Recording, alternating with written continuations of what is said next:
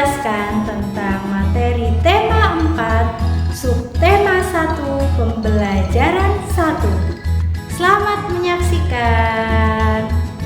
Anak-anak, pernahkah kalian berolahraga? Olahraga apa yang kalian sukai?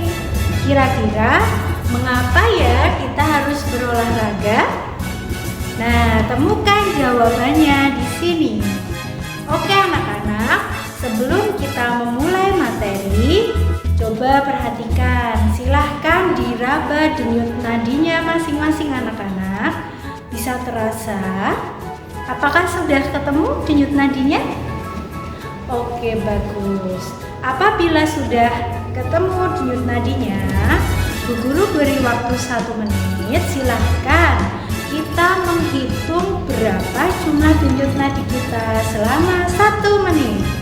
Ternyata sistem peredaran darah kita memiliki beberapa organ peredaran darah. Berikut adalah organ peredaran darah beserta fungsinya.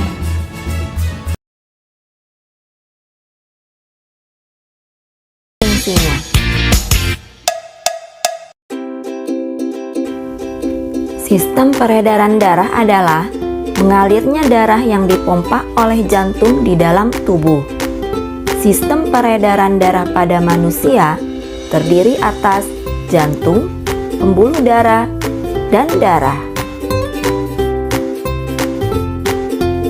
Sistem peredaran darah yang pertama yaitu jantung.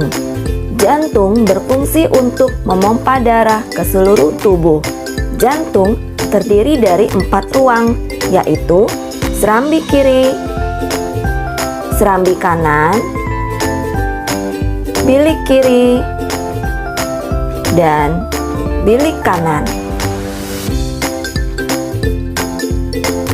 Fungsi serambi kiri yaitu mengalirkan darah yang kaya oksigen dari paru-paru ke bilik kiri. Fungsi bilik kiri yaitu memompa darah yang kaya oksigen ke seluruh tubuh. Fungsi serambi kanan yaitu mengalirkan darah yang kaya karbon dioksida dari seluruh tubuh ke bilik kanan. Fungsi bilik kanan yaitu memompa darah yang kaya karbon dioksida ke paru-paru.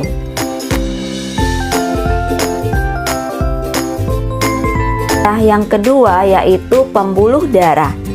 Pembuluh darah adalah saluran tempat mengalirnya darah.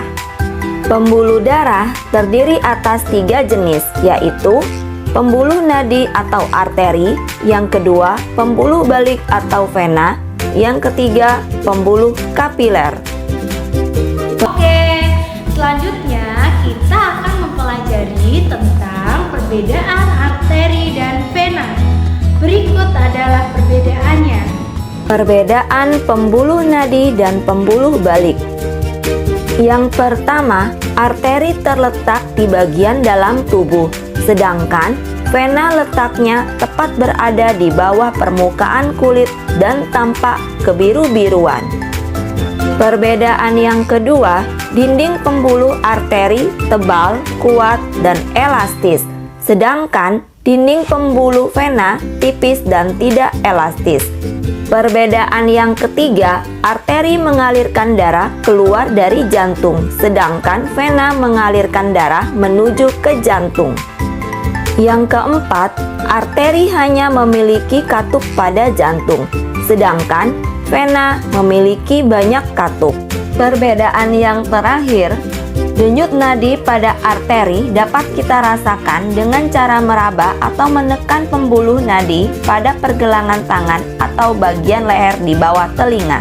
Sedangkan denyut nadi pada pembuluh balik tidak terasa. Manusia terbagi menjadi 2, yaitu 1. Peredaran darah besar. Darah yang kaya oksigen dari serambi kiri masuk ke bilik kiri. Dari bilik kiri, darah dipompa menuju pembuluh aorta. Lalu diedarkan ke seluruh tubuh. darah dibawa kembali ke jantung oleh pembuluh vena dan masuk ke serambi kanan. Urutan peredaran darah besar yaitu serambi kiri ke bilik kiri, ke pembuluh aorta, ke seluruh tubuh, ke pembuluh vena, dan ke serambi kanan. 2. Peredaran darah kecil. Darah di serambi kanan yang mengandung karbon dioksida masuk ke bilik kanan. Dari bilik kanan, darah dipompa ke arteri pulmonalis, lalu diantarkan ke paru-paru. Dari paru-paru, darah diantarkan oleh vena pulmonalis menuju jantung. Urutan peredaran darah kecil yaitu serambi kanan, ke bilik kanan, ke arteri pulmonalis, ke paru-paru, ke vena pulmonalis, dan ke serambi kiri.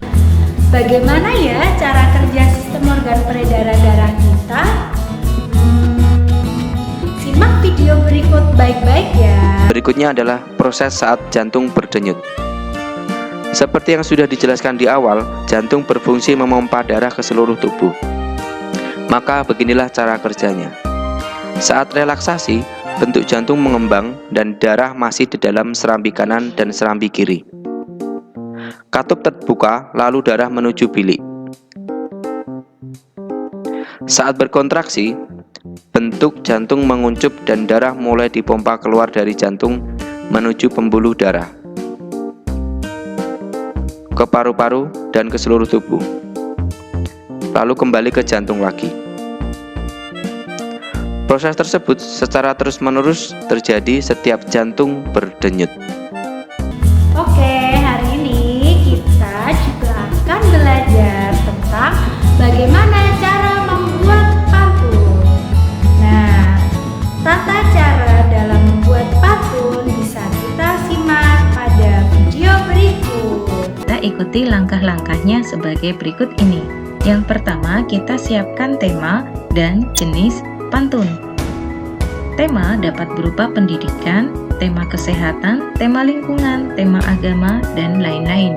Sedangkan jenis pantun dapat berupa pantun nasihat, pantun jenaka, pantun teka-teki, maupun pantun kiasan. Langkah yang kedua, kita membuat baris ketiga dan keempat terlebih dahulu. Ingat bahwa satu baris terdiri dari 8 sampai 12 suku kata. Langkah yang ketiga, kita analisis bunyi akhir kata baris ketiga dan keempat. Kemudian kita menentukan kata yang berakhiran sama. Kata tersebut akan kita gunakan untuk membuat kalimat yang kita gunakan untuk baris pertama dan kedua.